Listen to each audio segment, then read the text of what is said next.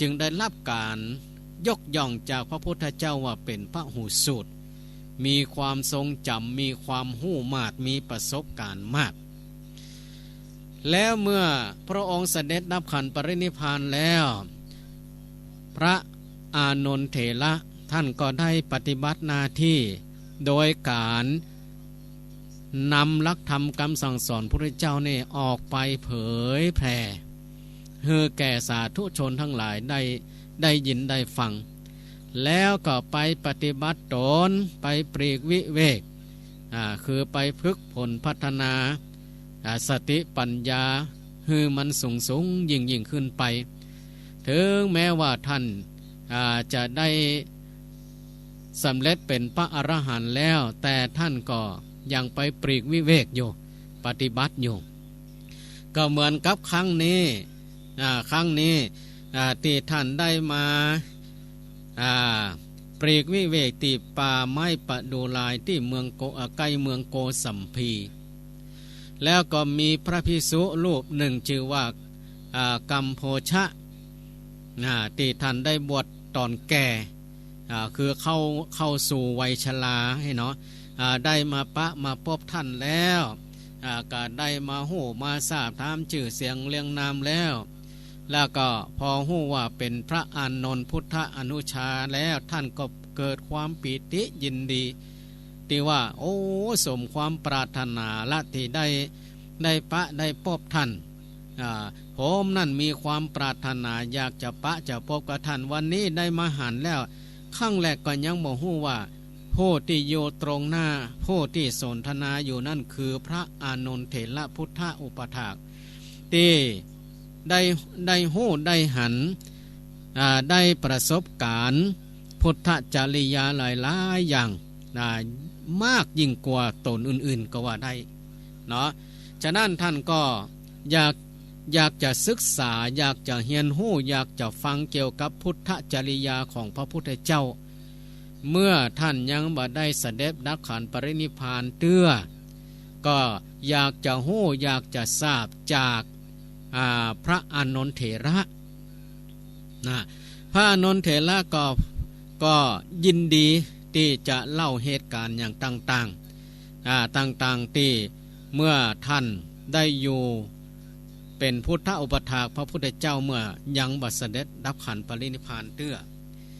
ก็เหมือนกับอีกเรื่องหนึ่งที่พระอานนท์เถระได้เล่าประสบการณ์เหตุการณ์ที่เกิดขึ้นคือกับกัมโพชภิกษุว่ามีอีกครั้งหนึ่งเมื่อพระพุทธองค์นั้นได้เสด็จไปถึงโกสัมพีครั้งแรกเนาะแล้วก็ได้สำราญอิริยาบถอยู่ที่โคสิตารามพอช่วงเจ้าเนาะพระพุทธองค์พร้อมโดยอานนท์เถระพระอนุชาและพุทธอุปถากก็ได้เสด็จออกบิณฑบาตในขณะที่บิณฑบาตนี้ก็มีประชาชนผู้เกิดมีความศรัทธามีความเลื่อมใส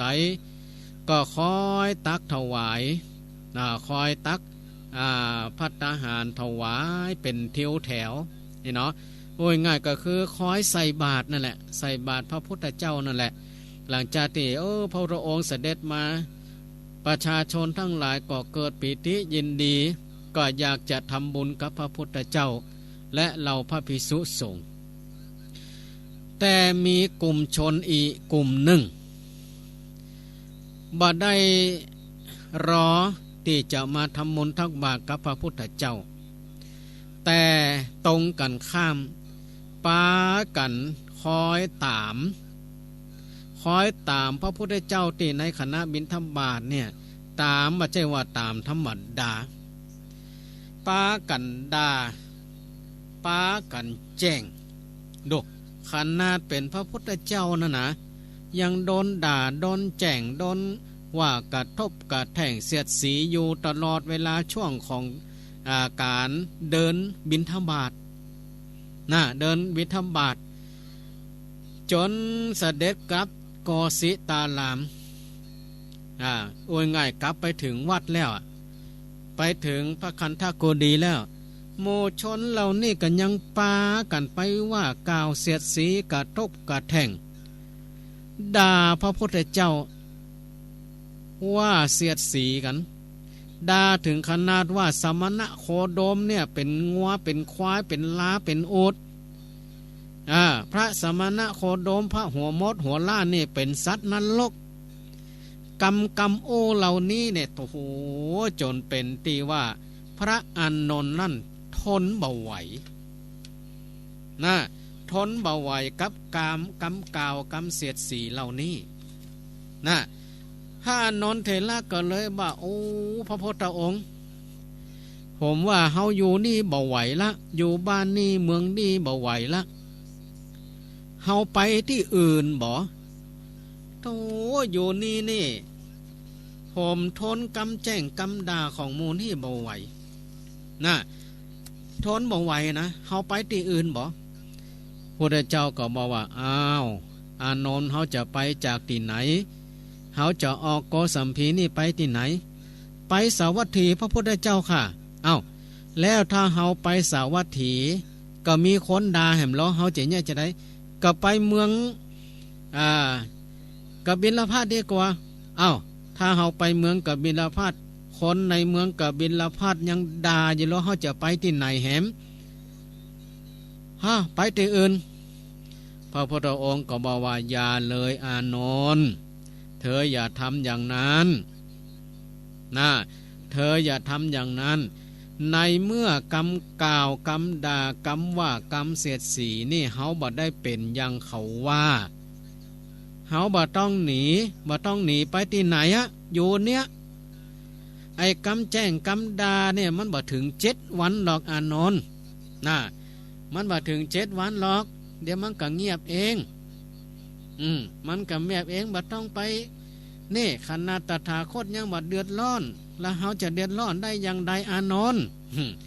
พระพุทธเจ้าได้ตรัสบอกให้อานนท์ว่าถ้าอธิกรณ์เกิดขึ้นที่ไหนเฮาจงระงับอธิกรณ์นั่นก่อนเมื่อมันเงียบแล้วเฮาก่อยไปนี่เนาะก็เหมือนกับเรื่องนี้แหละที่มันเกิดขึ้นเนี่ยทำไมชนเหล่านี้ถึงด่าพระพุทธเจ้าอย่างนั้นอย่างนี้อย่างนั้นอย่างนี้ทำไมถึงด่ามีเบื้องลึกเบื้องหลังอย่างใดอันนี้แหละที่จะได้มาเล่าต่อให้บรรดาศรัทธาญาติโยมทั้งหลายว่าทำไมกลุ่มชนเหล่านี้ถึงปากันด่าพระพุทธเจ้าไผเป็นผู้อยู่เบื้องหลังอยู่เบื้องหลังในกลุ่มชนเหล่านี้คืนนี้แหละจะได้มาเล่าต่อว่ามันมีเบื้องลึกเบื้องหลังอย่างใดเรื่องนี้มันเกิดขึ้นเกิดก่อนหน้าตีเรื่องนี้มันจะเกิดขึ้นก็คือก่อนตี